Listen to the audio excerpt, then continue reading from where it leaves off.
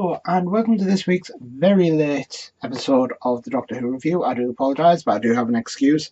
I have been to the Cinicon Expo up in Newcastle, so yeah, just got back today, just watched Doctor Who, and done my usual, take my notes, and no, I don't want to do typing because I don't want to remove the stuff.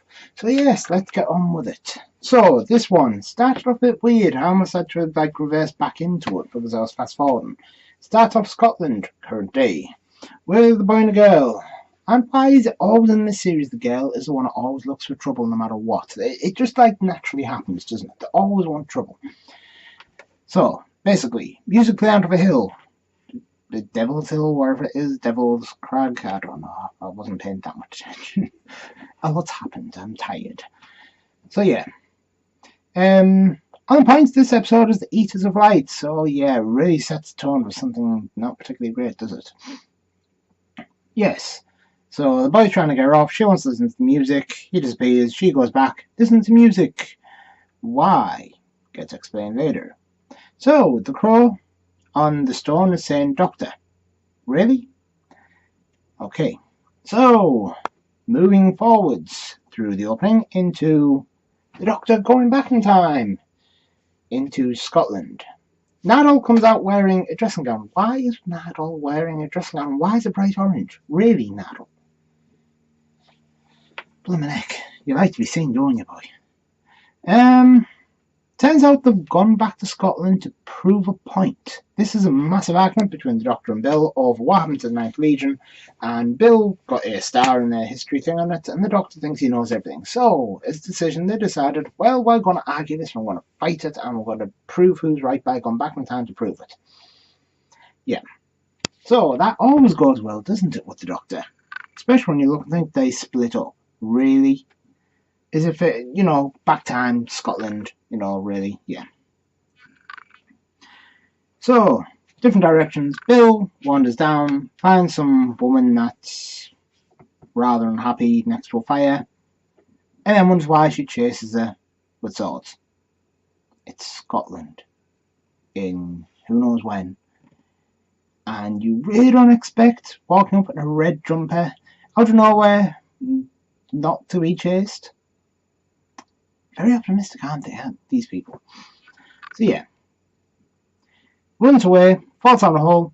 At least she's found a Ninth Legion soldier. Who then is like, hello, here's my sword. I'm feeling a recurrent theme here, and it does go on. So, the Doctor and Nadal have their exploration, looking for a hut or some sort of church made out of stone, because people always seem to live around them. Discuss about crows, the fact that the crow was saying Doctor, and he's like, oh, well, crows talk anyway. They've always talked. They used to talk to humans, but humans got boring and stopped using intelligent conversations, so the crows took a huff, and that's why they always seem the way they are now. Very unhappy and very angry, and don't like to talk much. Doctor talks for everything, so I suppose he does know some stuff, but it feels a bit of a stretch. They're harsh on the crows as well. I can't see them being that sulky. Oh, but they find the hut. Nadal's reaction, a bit damp. Doctor's reaction, perfect. It's Scotland. It's always a bit damp. It's supposed to be damp. Yeah, I don't know many people from Scotland, but I can probably guarantee they will agree. Same as I say us people from England, just like to complain about the weather. We're never happy about the weather. It's sunshine, rain, wind, cloud, no matter what, we're never happy. And that's a fact. If you live in the UK, you probably know that's a fact, that we are never happy about the weather. And everybody else around the world, it is a true point. British are really bad with the weather. Sorry, but I have to admit it. Yes. So, we find out the TARDIS auto-translates, and Bill was really, really impressed with the fact that it does lip sync as well. Yes. It's really cool that they're bringing up points that everybody knows, but nobody's ever really kind of went out the way and went, wow. Bill is the one that seems to be pushing the button going, huh. Everybody's taking it for granted, but I'm not.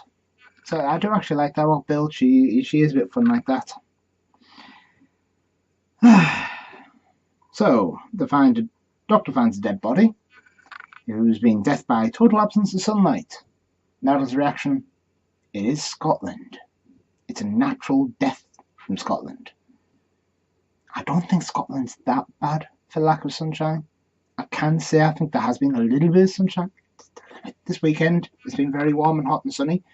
So I think Scotland may not be totally the lack of sunlight. I could be wrong because I don't live in Scotland. I live north, but not Scotland north. Yeah.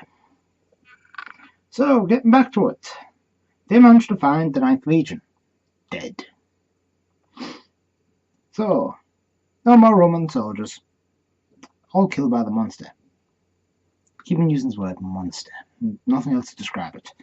Could have swap one thing to describe it as a dragon, but it's just now monster. So yeah. They get caught by the barbarians, and their approach is chuck them in the hut. And the doctor asks for seats, or if not seats, at least the Wi-Fi code. What is it with the Wi-Fi? I know people are naturally like these days walking into let's go, I need Wi-Fi. My phone just needs Wi-Fi and stop doing it. But seriously, really, why is it wherever he goes in time and space now? Is it a natural thing he's always going to ask for Wi-Fi? Really? It's a bit expectant, isn't it? Plus, why does he need the Wi-Fi code? He hasn't got anything with him. He hasn't even got a song screwdriver with him. So why does he need a Wi-Fi code? Once again, Bill gets met by a sword. I told you, recurring theme here. Everywhere Bill goes, everybody seems to meet her with a sword. It seems like a bit of a health hazard to me. I need to get that looked into by the doctor. Doctor also takes the mick out to the lead warrior, the one, the gatekeeper, looking for gatekeeping weapons. The fact that she's so young. He's like, what to do? Throw action figures at them? It's a little bit harsh. I know you're old, Doctor, but come on. Be nice. And they decide they're going to escape. So Nigel offered popcorn earlier, the doctor told him off. But he wanted it for the distraction. Because nobody's ever seen popcorn by that time. So by throwing it in the fire when it goes off, perfect distraction. For a little time. Doctor looks for trouble. Nigel's like, shouldn't we run the other way? Doctor's like, no, we want to find the biggest, biggest threat and run towards it. That's the doctor's approach for everything. Yeah. So, he managed to find the gate. It opens. They say he'll never come back. He comes back out and Nigel sat there telling stories, face painted, eating popcorn, really happy. He really does seem to fit in really quick, doesn't he? He has that natural ability. Doctor's like, wow, you kind of changed quick. Been 2 days. It's a very quick thing, isn't it? In that portal for a few minutes, if that, and 2 days pass. There's one way to pass waiting. Takes Mick out of her with a TV aerial weapon, which is actually was quite amusing. Yeah. Then you have the Roman soldier trying to hit on Bill, which then she's like, how do I explain the fact that I don't do guys? I'm something you've probably never heard of. I only do women. It's like, oh, kind of like you over there that only does guys.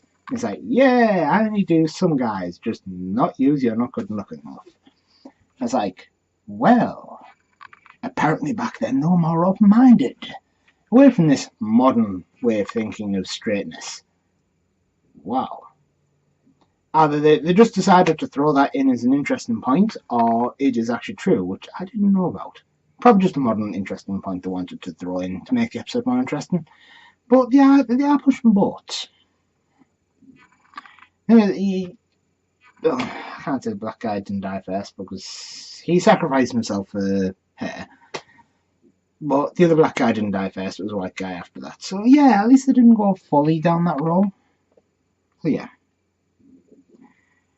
Bill then takes lead with the inspiring speech after finding out the granddad, the leader, is only 18.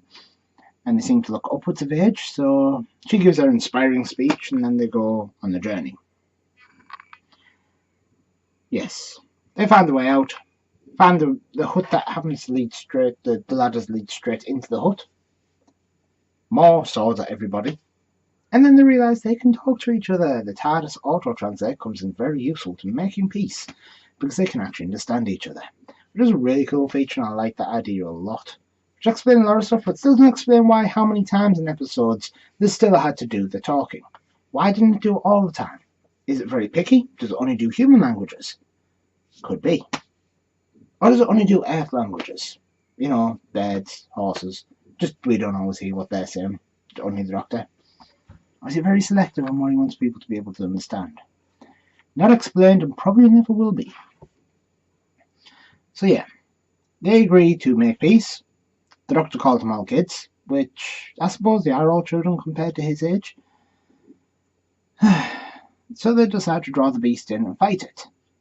Into the hut. It comes. They'll attack it. Why didn't it run away? Honestly, that's what I don't understand. Yeah, it's drawn there. Sorry, but if I ran somewhere and got attacked, I'd be running back the opposite way, especially when the sun's about to shine, and that's where I need to get stronger. Why did it just stand there and take the beating? Why didn't it back out? Little plot hole problem there. But hey, can't find fault everywhere. I must admit, I have to say the beast was actually really well animated, and I think it was a really good choice. Definitely had a feel of this Outlander or something like that. That Viking type film had very much a feel of that, which was really awesome. So I think they did a good job with that. The doctor decides, hey, I realise what happened because the time passes the way it does. This will happen so many times a year. It's only happened so long that basically you have a gate guardian who's supposed to protect the gate, which explains also why there's a weapon in the open of it last time. And what they do is they stand in there for however long it takes. It's maybe 60 years in their time and protect the gate, and then another person has to do it, and then another, and he offers to take the place because the doctor doesn't die, does he? Well, he does, but he lives for a long time, then he regenerates, so he could technically do that job forever. But they're like, no, this is our job, and we will fight together, and we will die together, and we will all sacrifice ourselves to do it. Which the doctor's not happy, but hey, Dr. Khan must be the heroic sacrifice.